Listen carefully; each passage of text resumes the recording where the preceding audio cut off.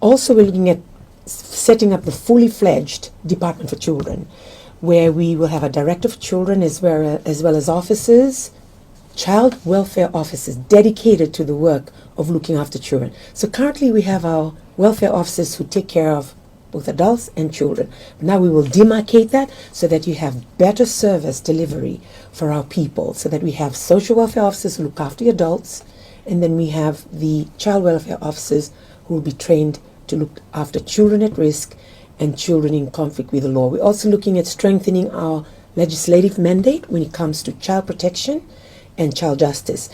We're also looking at aiming to graduate 500 people out of the welfare program from the poverty benefit scheme or family assistance scheme, we call it.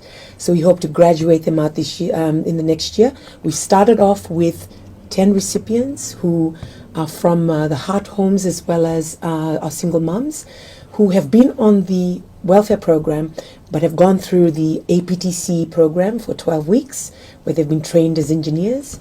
Engineer certificate level 1, so they will now be graduating out of the program. So we hope to achieve up to 500 in the coming year. So it's really the ministry's mission and goals for the coming year is to graduate our people out from welfare to well-being, out of poverty to productivity.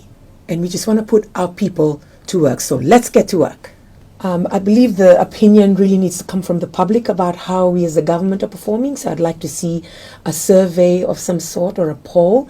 But in my opinion, in terms of the improvements, I think we are still facing challenges as ministers because we've had a limited budget coming into government in halfway of this year.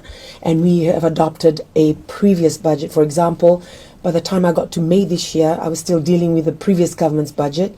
I had a shortfall of $12 million, so I had to apply for that in order to cover for our social welfare schemes. But we hope to budget better in the coming year, looking forward to the support of the Ministry of Finance.